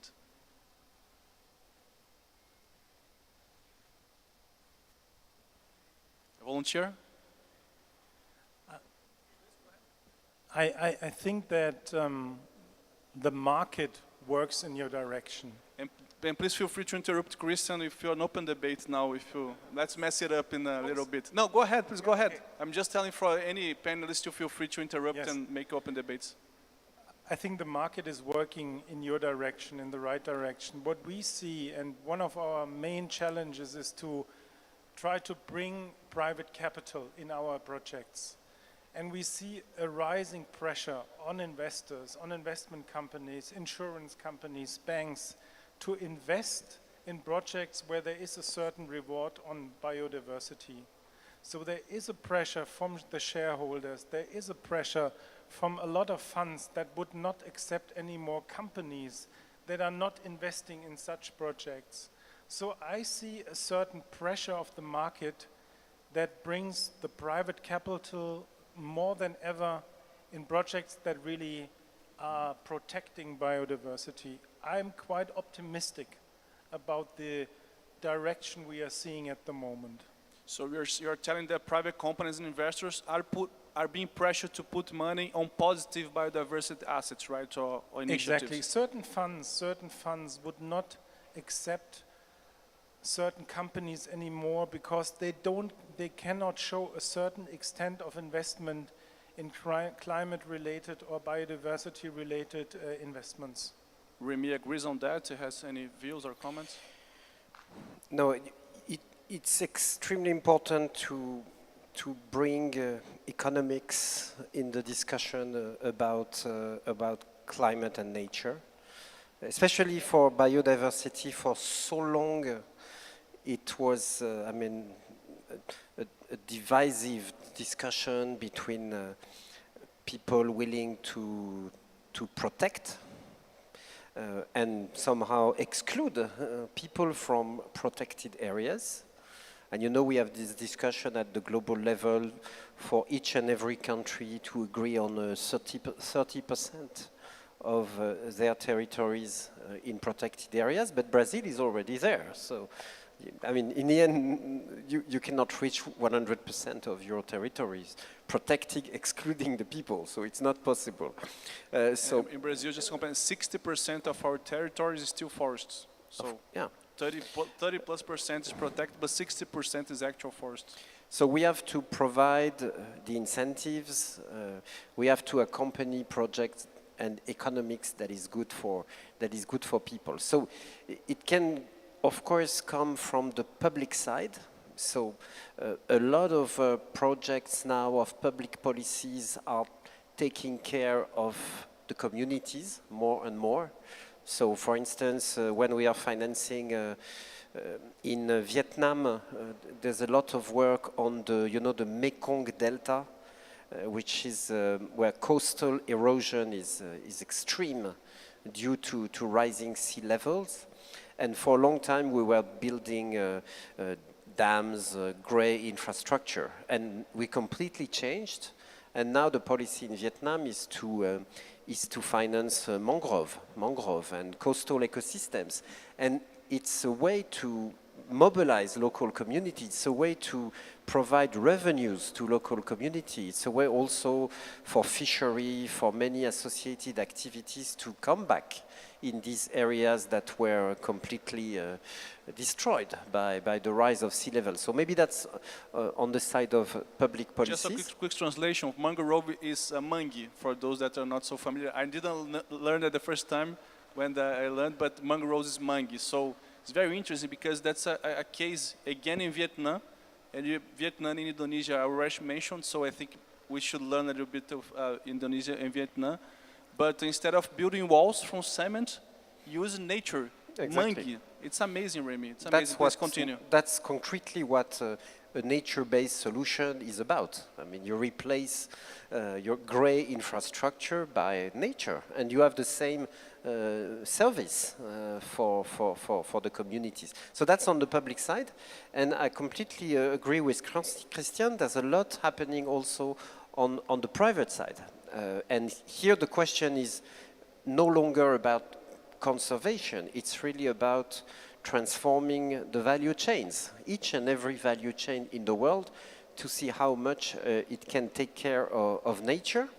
And a lot of multinational firms now are preparing investment plans to respect the standards that are progressively happening and to continue to do their business. And so they have somehow the technologies, especially to reduce carbon emissions for about 5 to 10 years, but afterwards they will search for compensation. They will buy carbon credits, and then they will hope to find way more projects, way more initiatives on the ground that are positive for nature that will find their financing. So very good news that CAF takes this issue. I mean, the agreement happened only in Glasgow less than a year ago. It was the Article 6 of the Paris Agreement that will unlock the development of carbon markets in many countries, including in Brazil. And so that's a way to monetize quality projects that will happen in the communities. And that's only one element. My guess is at a time the whole financial system will maybe suddenly pivot and search for projects all over the world. So it can turn into inflation, that's where we stand, or it can turn into quality investments. And that's the role of first entrepreneurs to originate projects, but it's also the role of public development banks to be by their side and provide what is needed for something that is still somehow a market failure, but in my view that will soon be at the heart of our economic models. I would like to pick up where Remy left, because the challenge is as great as it has ever been.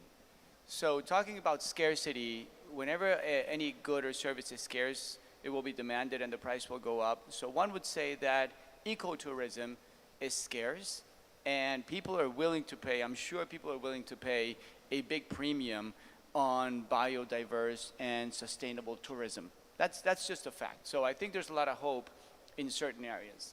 But on the other hand, we live in very strange times. We live in a commodity crisis, if you will. The price of oil and the price of coal is as high as it has ever been. So it's awkward, because on the one hand, in normal times, we would expect that ecotourism and biodiversity would happen just because they have to happen. But on the other hand, people are demanding coal and oil like never before, and we have a war going on, and we also have food scarcity. So in a way, we've progressed tremendously, and in another way, we have gone backwards tremendously. So I think for public development banks, what that means is that we have to do much more and be at the frontier of tackling this great issue in making things much more sustainable, in making finance greener, while at the same time, what we're seeing is demand for the traditional old way of doing things. So I guess I'm not proposing anything in particular. I'm just saying that the challenge for us is extremely challenging, if you will, if the redundancy applies. So it's a call to action. It's not easy. I wish it were easy, but it's not. It's just going to be much harder. Thanks. Yeah, I just wanted to make a brief comment. I've seen the results of surveys. Unfortunately, I haven't seen anything done in South Africa.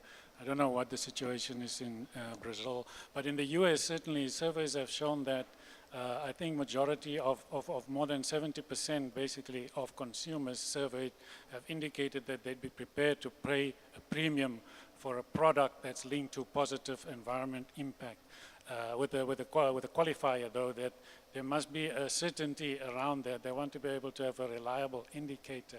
And I want to go back to something that we've done, BNDES and DBSA, on another forum that we participate in, which is the BRICS Interbank Cooperation Mechanism, where in 2018 we signed an MOU to collaborate on research in how we can use blockchain in development. And blockchain technology is being used, for example, by many companies around the world already to actually trace sustainability sources. I think even Heineken has got a beer now that if you scan the QR code on the bottle, it shows you where the hops come from, how much water producing, I don't know if producing is the right word, the hops consumed, etc., etc.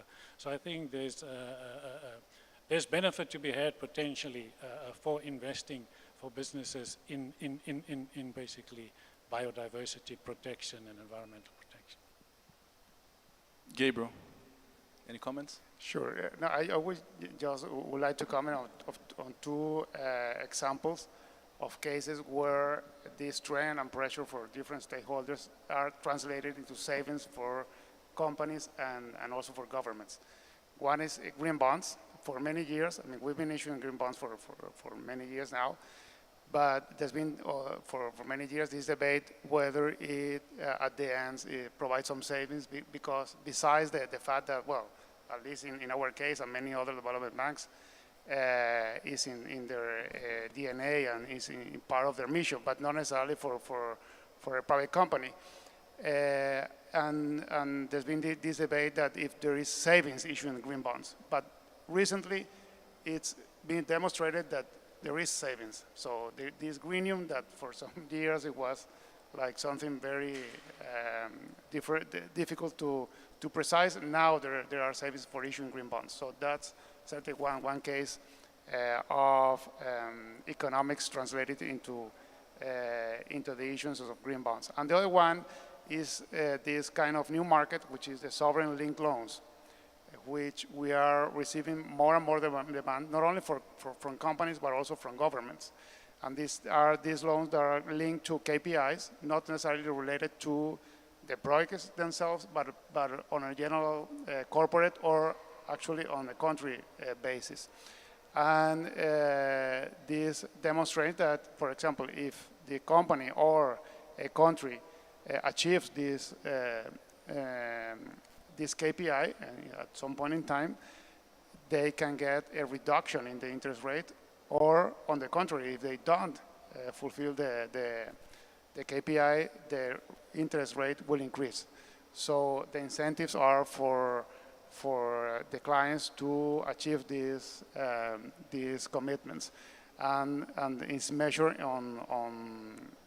in interest rates. For example, in the region, Chile issued their first sovereign linked bond, and there are some other countries that are also doing that because it's in their strategy to, of course, reaching these goals, but also to cash in some savings because of the issuance of these instruments.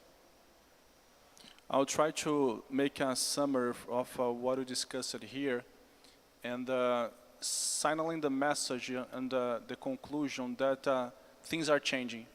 Things are changing the way we do business. Things are changing of you having 2 CEOs and 3 vice presidents of banks here in Manaus for an Expo conference. Looking forward, looking 10 to 15 years ahead, it's hard to think that any business, any company will be alive if they don't prove to the society that they are positive on biodiversity and that they are positive on social impacts as well. All the banks here, we're debating day by day, and is the core topic of our meetings, how to measure and how to put in our systems the data and the methodology where we prove that the investment, the project, the company is positive for nature and is positive for social conditions as well. It's a technology rush, it's a technology challenge, but we are working year after year on that, and more banks and more governments are working on that as well. As any kind of technology revolution, we don't know never when and how the trigger point will come, but we are sure that there will come at some point in time.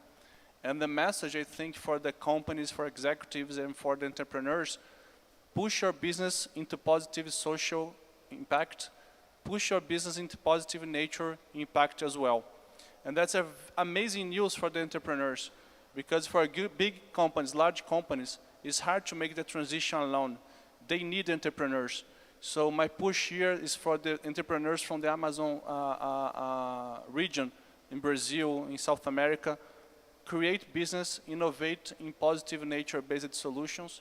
We're sitting here in the largest natural capital in the world, and we have the whole conditions of making happen. And why is that possible? Because you have a whole world working and developing this technology, and we have true technology now in any part of the forest that we didn't have 3 years ago. So I'd like to thank all of you to be here.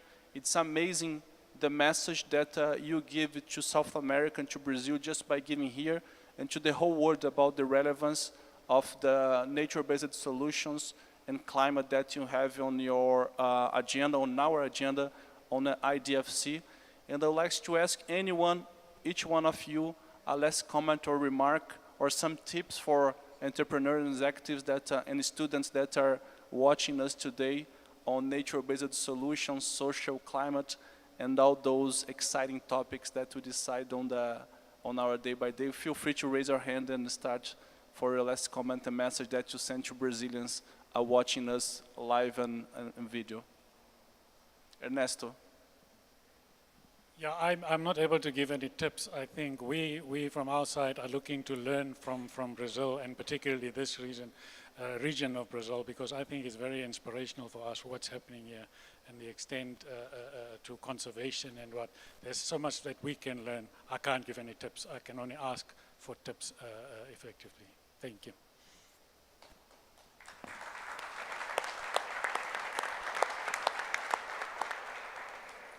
Because I have the same view. I mean, we're not here to provide any tips. On the contrary, we're here to learn and to receive demand from people on the ground, how we can accommodate our products to better serve the clients, not on the contrary. Having said that, of course, we are available to hear from you, whether in this panel or after that, and to help jointly working for nature-based solutions, as Gustavo was mentioning. Thank you.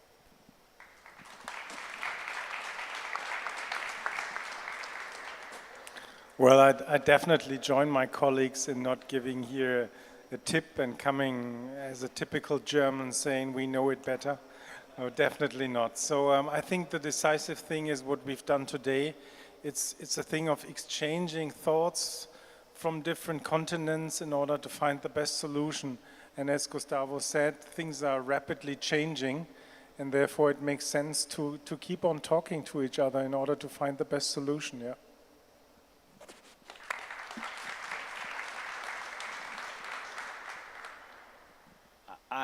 I would only add that good projects and good companies will always find a way to be financed. And if those good companies and projects are sustainable, then you will be in demand much more than you have ever been. So I think we all need to bring into the equation of what we do from a business perspective, the sustainability perspective, and the bioeconomy. So the mainstreaming, the fact that everything now needs to be sustainable, is only going to make things more attractive for you. So banks, public and private, are here to finance. It's up to you to make it attractive.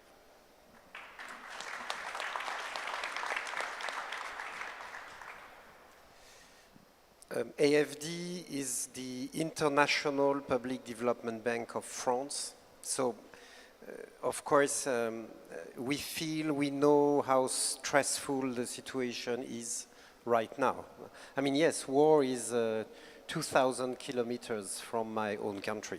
It's even closer to Christian's country. So we certainly feel the pressure, and we see the effect disseminating with question of food security, question of inflation, energy transition, put into question, slowing somehow in certain regions. And of course, we are here in the Amazon, and we hear about the noise. That is a bit paradoxical about the Amazon. And that's also a reason why we're here, to meet with you, to understand, to see the projects, to find allies, I would say, for good. And so that's my point. I mean, we have to keep collectively track of long-term transformations. That's what entrepreneurs are about. We have to anticipate. We have to identify market failures so that you can do business where there's a failure. This is your inventivity, we are calling.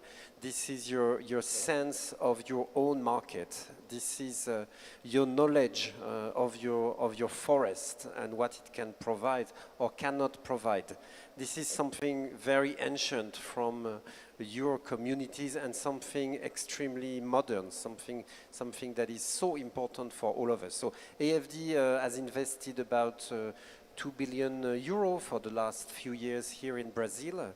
We want to invest in Nordeste, we want to invest in Northeast, in the Amazon region. So please connect. Please, colleagues are here waiting for good projects, and the same, I'm sure, for KfW International, and the same, of course, for your own banks. So CAF, Bancoldex on the other side of the border, and of course, last but not least, but you know all about BNDES probably, but we're very proud, all of us, of what Gustavo is doing, of what all colleagues of BNDES are doing to help the Brazilian financial system, to help the Brazilian entrepreneur community, yes, to do what you proposed. I mean, anticipate and turn to the best possible and green investments.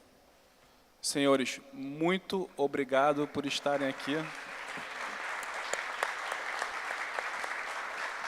Thank you very much for being here. On top of those 5 executives, we have more other executives that are following the team. So we have plenty of people coming to Manaus to know the Amazon because they want to do business. And as they said, it's a moment of collaboration. It's a moment of innovation. The only way we're going to change this macroeconomic and the way we impact the business is through collaboration. So, muito obrigado for your example. Thank you very much.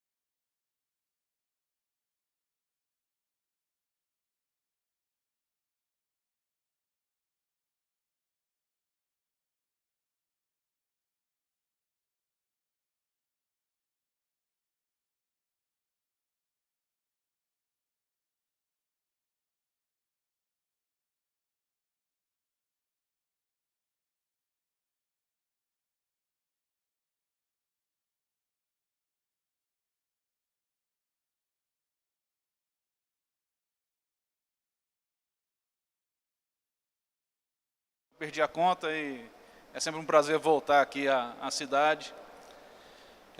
Ainda mais para falar sobre esse assunto, né, sobre a conectividade na região amazônica, a maneira como o país encarou a necessidade de distribuir, né, o desenvolvimento das telecomunicações no país até hoje se mostrou, né, todo mundo sabe que não foi o suficiente. Hoje a gente tem uma diferença de desenvolvimento na área de telecomunicações muito grande em relação ao que a gente tem no Sudeste, em relação ao que a gente tem na região Norte. E eu estou aqui para mostrar para vocês o que o Ministério das Comunicações resolveu tentar fazer de diferente do que tem sido feito até hoje. Então, eu vim para falar sobre o Norte Conectado. Norte Conectado é o nome fantasia, né, o nome comercial do programa Amazônia Integrada e Sustentável. Eu vou ficar aqui alguns minutos nesse slide, porque esse slide reflete o que é, né, o PAIS, nome oficial do programa, e Norte Conectado, que é o nome comercial. Bom, até hoje, as políticas de conectividade para a Amazônia foram as mesmas para o resto do país, né? Então, se colocava lá obrigações para as empresas cumprirem. Então, a sua obrigação é cobrir todos os municípios com tantos mil habitantes, 80% da área urbana com 4G. Então, tá ok. Em muitos casos isso funcionou bem, ou em outros casos nem tanto, né? Porque você chegava na área urbana do município com 4G, mas nem sempre você conseguia chegar em todo o município. Então, essas obrigações foram as políticas que foram encaminhadas até hoje. Aqui na região amazônica, né, a gente tem uma situação mais complicada ainda, porque as empresas chegavam com 4G, acontece isso até hoje, mas não chegam com a fibra ótica. Né, você não tem uma infraestrutura de suporte que permita você chegar com a fibra ótica com preço competitivo. Então, você tem cidades que tem 4G, mas a chegada na cidade é por satélite. E aí é aquela frustração, né, principalmente de quem viaja, usa muito bem lá a rede 4G lá no Sudeste, no Centro-Oeste, em Brasília, em São Paulo, e não consegue desenvolver a mesma qualidade, né, ter a mesma experiência quando tenta usar a rede 4G aqui. Então, o programa PAIS, né, tenta, aproveitando uma experiência lá do Exército, com o projeto Amazônia Conectada, levar a conectividade via fibra ótica para a maioria das cidades aí da região amazônica.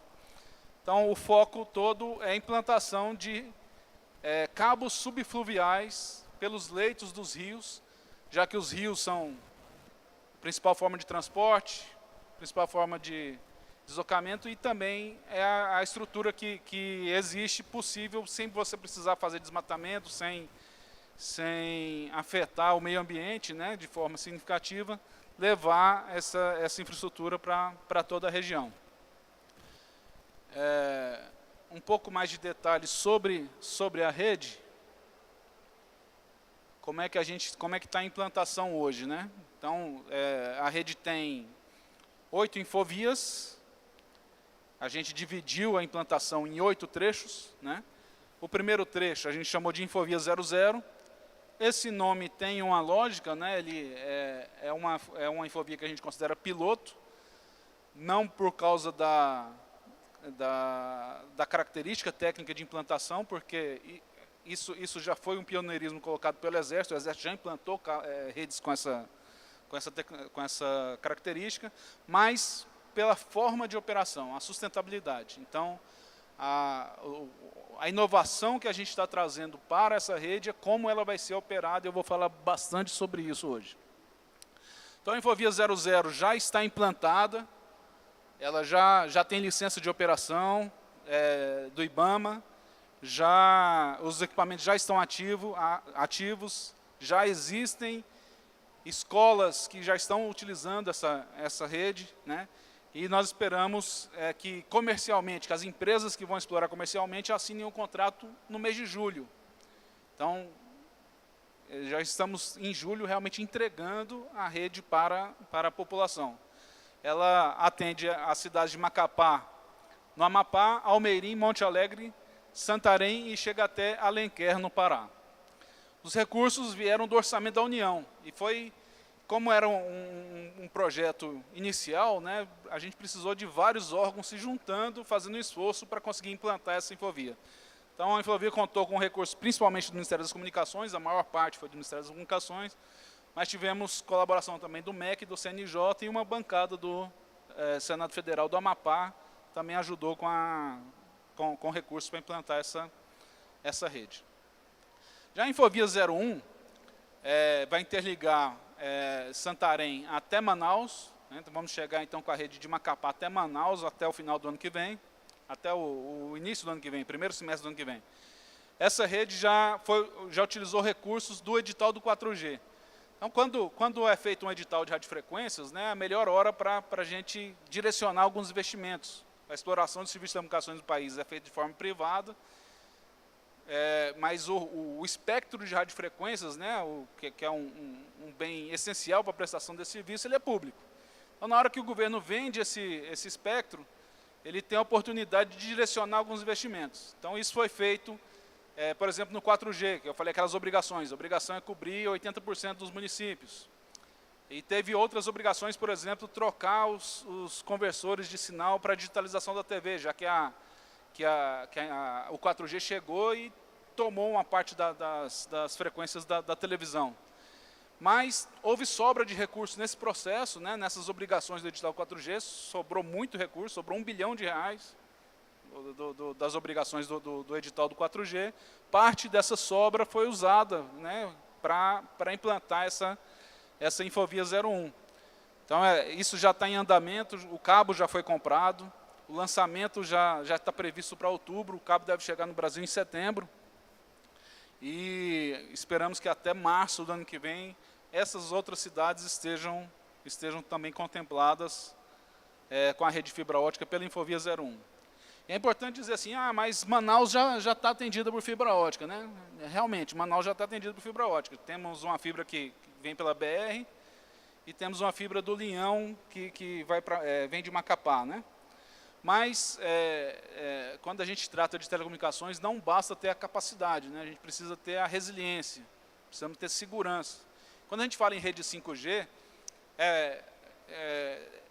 para falar de 5G, eu acho que é ruim ter um engenheiro de telecomunicações como eu falando de 5G, né? Porque as soluções do 5G vão vir de outras áreas. Então, é a mesma coisa que aconteceu com o 4G. 4G revolucionou nossas vidas? Não, quem revolucionou a vida foi Netflix, YouTube. No 3G, quem revolucionou foi Uber, WhatsApp, né? Então, o que o 5G vai trazer para a gente? Então, só o pessoal desenvolve negócios para poder responder, e talvez nem eles saibam, né, o que vai surgir de soluções que o 5G vai trazer para a vida da gente. Mas há algumas especulações. Por exemplo, 5G vai permitir o carro autônomo. 5G vai permitir a telemedicina. Agora, você imagina você no meio da cirurgia e rompe uma fibra, e é a única fibra que você tem chegando, né? Então, o 5G não permite você ter esse tipo de segurança. Então, você precisa ter a resiliência. Então, mesmo que a cidade já tenha fibra hoje, há mais alternativas de chegada das comunicações. É uma questão muito importante, né, para você ter as aplicações que o 5G vai proporcionar. Então, essa é a previsão da Infovia 01, e nós temos mais 6 infovias previstas, que vão chegar até Tabatinga, já aproveitando a integração com o projeto do Exército, né, o projeto Amazônia Conectada do Exército. Vão chegar até Boa Vista, vão chegar até Cruzeiro do Sul, até Rio Branco e até Porto Velho, né? Então, formando um anel em boa parte da rede, né? Então, um rompimento vai permitir que por outro caminho você mantenha a rede operacional. Com exceção de Tabatinga, né, que não vai ter outra alternativa, e aí é importante as conversas lá com o Peru para chegar até o O Pacífico, eu vi o pessoal dos bancos aqui, hoje mais cedo, né, o secretário de Ciência e Tecnologia dizendo: eu quero uma saída para o Pacífico, eu quero uma saída para o Caribe, e isso vai ser bastante importante para que essa rede vai precisar dessas saídas, né, para o Pacífico, para o Caribe, para garantir a segurança da conectividade para essas regiões. Os recursos para essas outras infovias vão vir do edital do 5G. O 5G foi o edital de radiofrequências mais importante da nossa história. Teve o valor das frequências que foram licitadas é muito alto, são frequências nobres, que tem, e é uma quantidade de espectro muito grande, né? Então, foi possível colocar obrigação para tudo. Basicamente, ao invés de 80%, vai ter que cobrir 95% dos municípios. 4G vai chegar em todas as localidades, não só nos municípios, em todas as localidades. Toda localidade com 600 habitantes vai ter que ter pelo menos uma torre 4G. Né? Então, os efeitos que o leilão do 5G vai proporcionar, né, para o país inteiro são fantásticos. Né? Então, a gente vai revolucionar não só a tecnologia que isso vai proporcionar, mas também a abrangência que vai chegar para toda a população. Então, acho que depois do 5G, novamente a gente vai ter mais aquela situação, né? Como é que eu vivia antes sem ter isso? A gente vai passar por isso de novo. Bom, queria falar um pouquinho sobre o projeto Amazônia Conectada, né? Como eu falei, o pioneiro nesse tipo de rede foi o Exército. Ele já implantou esses trechos entre Manaus e Tefé e entre Manaus e São Gabriel da Cachoeira. E é papel nosso e do Exército, né, fazer essa integração. Nós temos tido reuniões frequentes com o Exército para fazer essa integração. Esperamos chegar a um bom termo, já estamos colocando os advogados para conversar, né? Então já estamos o escopo do que a gente quer fazer já está mais ou menos definido, então é só uma questão de viabilizar juridicamente e esperamos que até o final do ano a gente tenha essa integração realizada. Um pouquinho aqui da implantação da Infovia 00, eu acho que o pessoal sempre tem curiosidade para ver em campo como é que é isso, né? Então, se a gente está falando que a gente lançou um cabo de 770 quilômetros entre Macapá e Santarém. Esse cabo foi fabricado na Alemanha, né, para esse trecho foi fabricado na Alemanha, então ali nós temos um navio que trouxe da Alemanha, cruzou o Oceano Atlântico. O navio, na segunda foto ali, o cabo está sendo transferido do navio para a balsa de lançamento. O cabo foi lançado a partir de uma balsa, né, essa balsa que está aí na imagem. Depois embaixo ainda o cabo já trasfegado, né, do navio para a balsa, e aqui eu acho que já está sendo feito o lançamento. Então o cabo está pendurado aqui, ó, e os trabalhadores ficam correndo em volta aqui para poder puxar o cabo, ou se estiver chegando o cabo para ficar lançando. Então é uma atividade aeróbica aí, né, para poder fazer a trasfega do cabo e depois o lançamento. E ali o container, né, acabei de falar com o Carlos ali, que é da empresa de container, ele é o container que foi utilizado para... Em cada cidade tem um ponto de presença e é onde o cabo chega para poder disponibilizar para a cidade.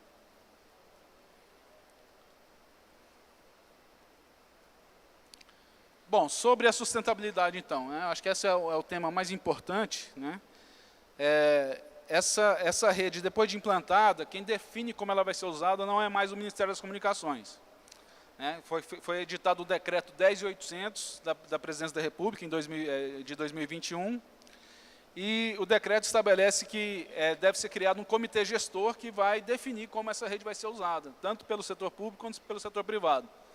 Então, os participantes do comitê gestor são, além do Ministério das Comunicações, também o Ministério da Defesa, o Ministério da Educação, da Ciência e Tecnologia, o da Saúde e a Anatel. Né?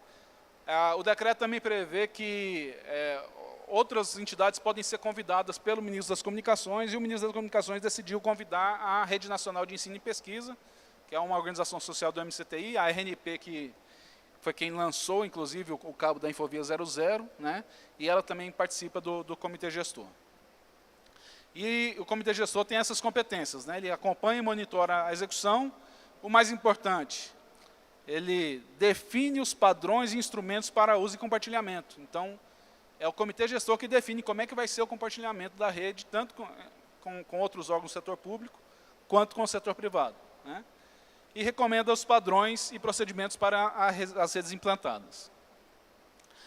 Para a Infovia 00, e aí o comitê gestor ainda não decidiu como é que vai ser o compartilhamento e a operação de todas as infovias, mas para a Infovia 00, esse modelo já foi definido antes da criação do comitê gestor e foi adotado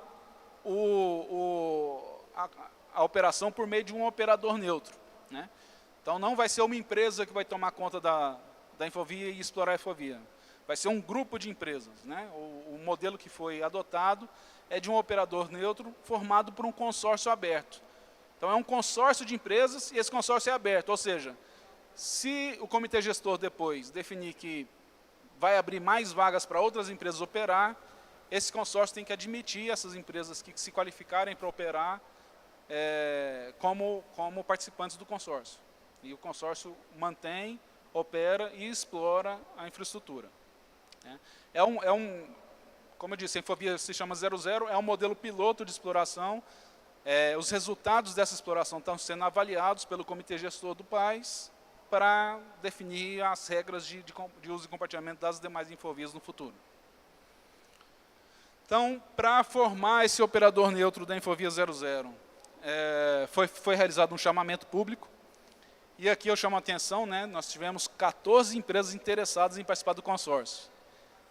E aí, quando falam para vocês assim, não há interesse das empresas em investir na região norte, isso aqui está desmentindo, né? Então, se você tem 14 empresas interessadas, você só precisava do empurrãozinho do setor público para poder trazer o investimento. E eu acho que essa rede vai proporcionar isso, né? Com esse empurrão, o investimento vai chegar, né? Isso aconteceu em outros estados. Então, quando você tinha um investimento, por exemplo, aconteceu no Ceará, o cinturão digital do Ceará. Teve um investimento público no cinturão digital, multiplicaram as empresas, provedores de internet, né? E teve um deles, que eu não vou citar o nome, mas vocês devem conhecer, que se transformou numa operadora, cresceu tanto que ganhou parte do edital do 5G, né? E vai virar uma operadora móvel. Então, eu queria chamar a atenção para isso. Quando a gente chega com a fibra ótica, muitas empresas passam a ter interesse em explorar e oferecer o serviço à população. E essas empresas chegam e encontram um mercado que tem uma demanda reprimida, né? E que tem muita gente interessada no serviço. E eu acho que isso a gente espera que isso aconteça também aqui nas cidades que hoje não têm acesso à fibra ótica e que vão receber por meio do Programa Norte Conectado. Então, 14 empresas participaram. O processo de qualificação era um processo exigente, então algumas foram desclassificadas logo no início, e é um projeto que está iniciando, né? Então teve 3 empresas que desistiram antes da formação do consórcio aberto, né? Do início da operação, e hoje nós temos, aqui está a previsão de assinatura até o mês que vem, né? Até julho. Essas 6 empresas estão qualificadas para operar o cabo e manter o cabo, e cada uma vai poder iluminar um par de fibra. Então, o cabo tem 24 pares de fibra, e cada empresa vai explorar um par de fibra. Cada par de fibra tem capacidade de pelo menos 4 terabits por segundo de capacidade. Então, é capacidade suficiente para atender todas as cidades que estão envolvidas, né? Então, vou citar aqui o nome das empresas. A Aquamar é uma empresa local, a BR Digital é uma empresa nacional, que tem uma estrutura grande no país inteiro. A Icon Telecom também é um provedor que atua aqui na região norte, assim como a CIA Telecom. A Vivo, todo mundo conhece, é uma grande operadora, está participando também. E a Wirelink também é uma empresa nacional, que tem um backbone grande e que vai expandir seus investimentos aqui na região norte, né? Como eu falei, o consórcio é aberto e nós já temos sinalização de empresas que querem entrar. Então, o pessoal está percebendo que é um bom negócio investir no país. E nós temos empresas já interessadas, e se o comitê gestor decidir que esse modelo é válido e resolver expandi-lo para outras infovias, a gente espera que mais empresas entrem tanto na Infovia 00 quanto passam a operar as outras infovias também. Então, o setor público da mesma forma, né? A gente separou 25% da capacidade para o setor público. Então, o setor público pode usar